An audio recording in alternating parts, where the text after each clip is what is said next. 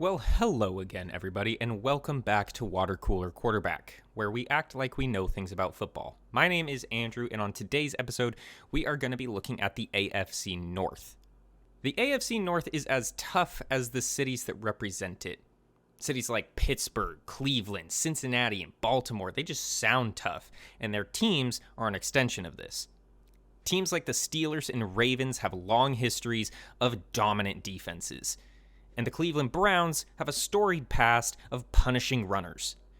And the Bengals, though they didn't always have success, now find themselves on top of the food chain. This division heading into 2023 is much the same as it is every year, an absolute dogfight. And I don't think there's a single team that we can completely count out. So let's go ahead and take a look. First, let's start off with the Baltimore Ravens. Now, the Ravens are a team that always seem to get bit by the injury bug.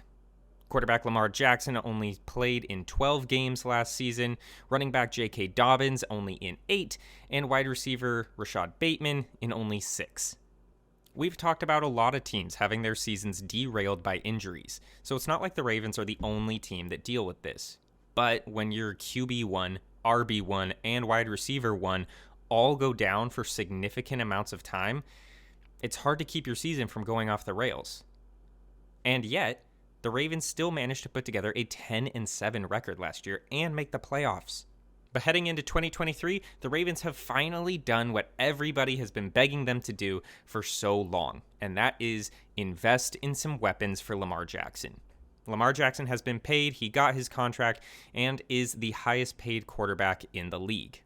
So what did the Ravens do? They went out and signed wide receiver Odell Beckham Jr., one of the names that was supposedly on Lamar Jackson's list of go get me these guys. They also picked up rookie wide receiver Zay Flowers in the draft, and adding that to the wide receiver core that they already have with guys like Rashad Bateman should make for a pretty dynamic passing game. And let's not forget about Mark Andrews at the tight end spot, who's easily one of the top 3 tight ends in the league.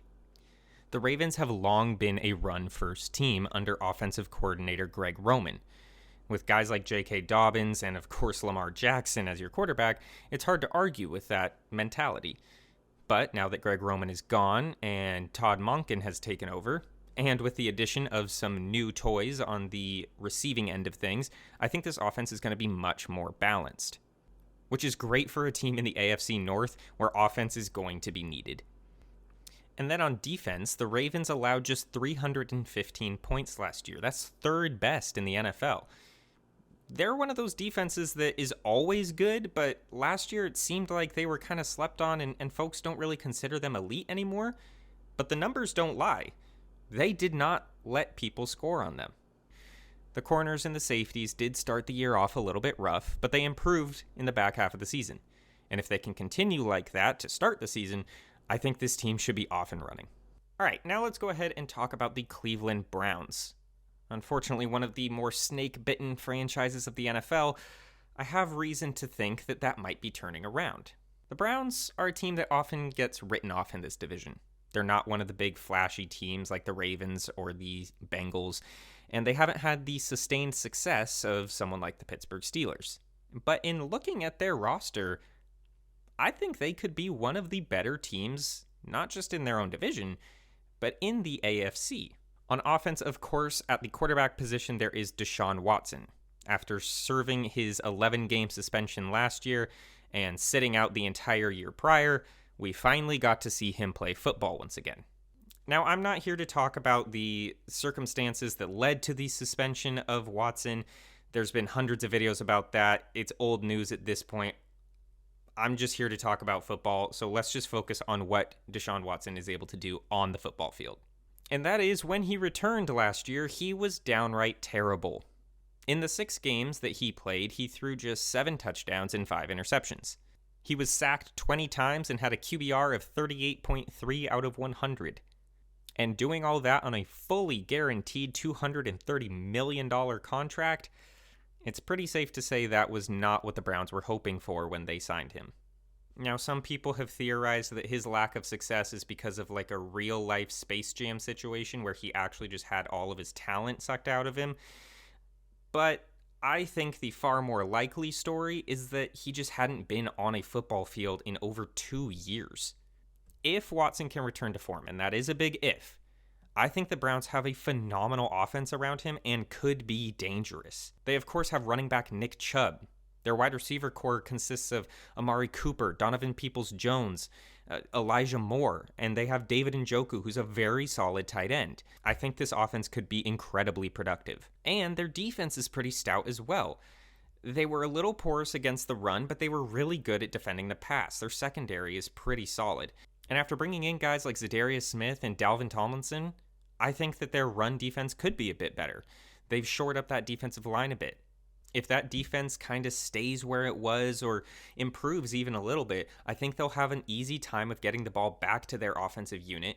And like I said, their offense could be really good if Watson comes back to his elite status.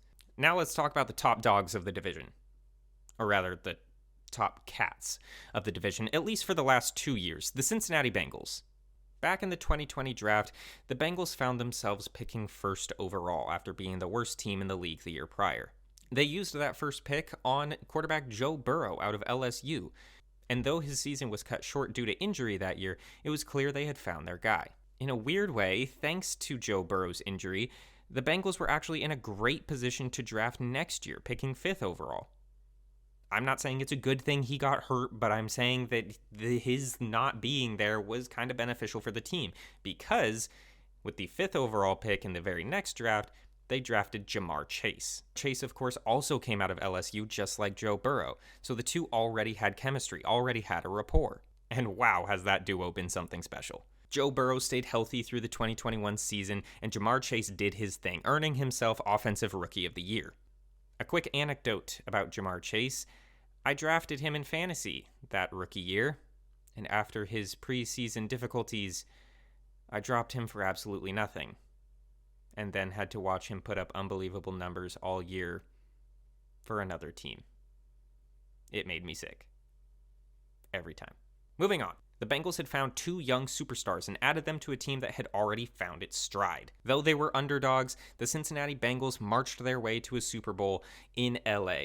Unfortunately, losing that Super Bowl on the final play because their offensive line couldn't keep Joe Burrow up long enough to hit a wide open Ja'Marr Chase running down the field. Despite the loss, it was clear that the Bengals had rebuilt quickly and effectively, and they would be here to stay for years to come. And so here we are in the 2023 season with them as one of the top teams in all of the NFL, one of those teams that no one wants to play under any circumstance. The duo of Burrow and Chase started a league-wide trend of getting quarterbacks their college wide receivers. Kyler Murray got paired with Hollywood Brown. Derek Carr got Devontae Adams. And though it happened in the same year, Jalen Hurts got Devontae Smith, and Tua got Jalen Waddle. All of these pairings have found success, but none of them quite as much as Burrow and Chase. Also, a quick side note about T. Higgins, because I couldn't quite put it in the script, so I'm just going to say it real quick. He would be a wide receiver 1 on just about any other team, and he does not get talked about enough on that offense. Dude, the Bengals passing game is incredible, and T. Higgins is a big part of that. So much of the Bengals' success is attributed to the offensive side of the ball. And deservedly so. They are fantastic. But their defense is also really, really good. These guys were a top 5 defense, only allowing 17 passing touchdowns and 12 rushing touchdowns. In today's NFL, if you are only giving up 1 passing touchdown a game, that's fantastic. Unfortunately, I think a lot of the reason that they don't get the credit is, yes, they are overshadowed by their offense, but they also just don't have a huge name star over on that defensive side of the ball. They don't have a Nick Bosa or a Darius Slay or Bobby Wagner. They just have really good, stout guys that do their job and perform on an elite defense. All around, the Bengals are a very solid team. They have very few holes, and they used free agency and the draft to bolster an already awesome roster. Barring some catastrophe, I cannot imagine a world where they don't make the playoffs. Now, if there's an underdog in the fight for the North, I think it would be the Pittsburgh Steelers this year. But as I said at the top of the episode, I don't think you can count any of these teams out of the running. Because ultimately, who coaches this team? Oh yeah, Mike Tomlin. The guy who has never had a losing season since taking over the team in 2007. Under Coach Tomlin, the Steelers have made the playoffs 10 times. They've won the division 7 times.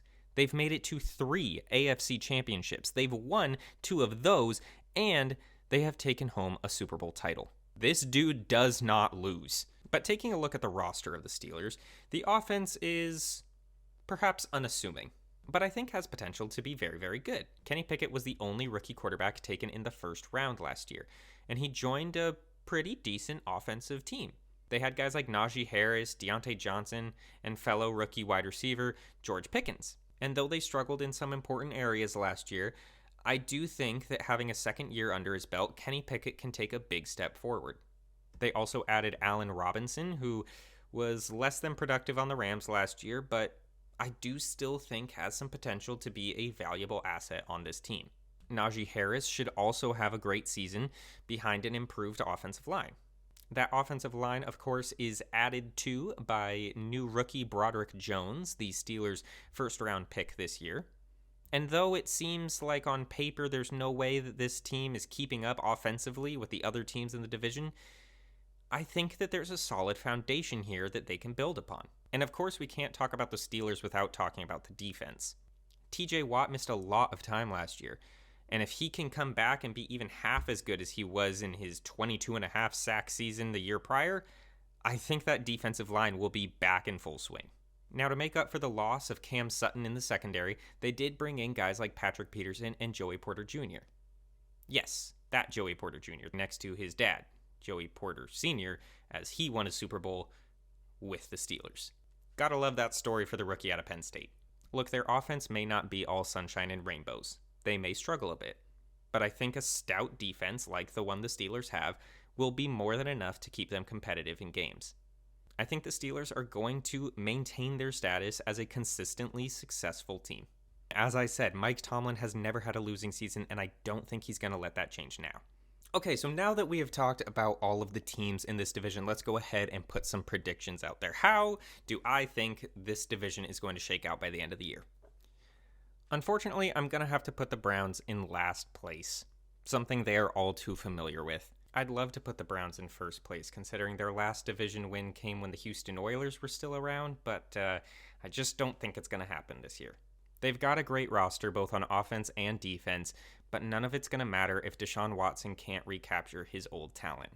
And after taking a 2-year leave of absence from football, I don't know if he's going to be able to return to form.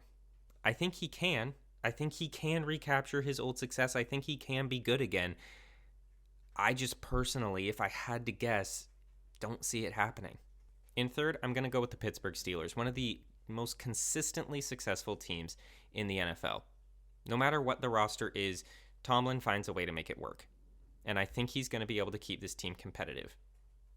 Are we talking playoffs? Maybe not in a loaded AFC, but I do think that they will be at least decent. It's a really tough choice for the top spot in this division. Obviously, it is between the Bengals and Ravens, and if I have to choose, I'm gonna go with the Bengals. The Ravens have made some much-needed improvements, especially in the wide receiver core, but I think right now they're just chasing after the Bengals. I think the Bengals are already at a really good spot where the Ravens were improving this offseason. So perhaps the Ravens are catching up, but I think that the Bengals are just an unstoppable team right now. Burrow is easily in the top 3 quarterback conversation, and while Lamar Jackson is not far behind, I just think that the Bengals have the more well-put-together team, the more elite quarterback, the more elite wide receiver core, and I think that they are going to take the North. So to finish up, let's look at some storylines. I always like providing something for you to take a look at and keep an eye out for throughout the season. So let's take a look at what you can be watching in 2023 for the AFC North. In Baltimore, I'm eager to see what this new wide receiver room can do for Lamar Jackson. This is the first time that we're really seeing the team invest in wide receivers for their former MVP. And if he can get the ball to OBJ, Flowers, and Bateman, I think this is going to be a tough offense to stop. Of course, they all need to stay healthy for that to happen, but provided they do, I think this can be one of the better offenses in the league. Over in Cleveland, the major tipping point is whether or not Deshaun Watson returns to form. We've talked about it a lot in this episode, but it really is the main thing that I'm looking out for. Will he remember how to play football and make use of the great offense surrounding him? I mentioned that I don't personally think it'll happen, but I'm always open to being proven wrong. So let's keep an eye on how well he does this season. For the Bengals, the only thing that has really hindered them the past couple of years is the offensive line not being able to keep Joe Burrow upright. He's been sacked 92 times in the past 2 seasons. So I'd really like to see what Joe Burrow can do when he's not being forcefully thrown to the ground so much. And finally, in Pittsburgh, I really want to see Tomlin keep his streak. I want to see them once again not have a losing season. And I think it's doable. Do they have the star power of yesteryear? No, they do not. But I think they've got more than enough to find success this year and beyond. Well, that is all for me today on this episode of Water Cooler Quarterback. Thank you all so much for watching. As always, be sure to like, comment, and subscribe if you want more of this content, and be sure to hit the bell so you know when these episodes drop.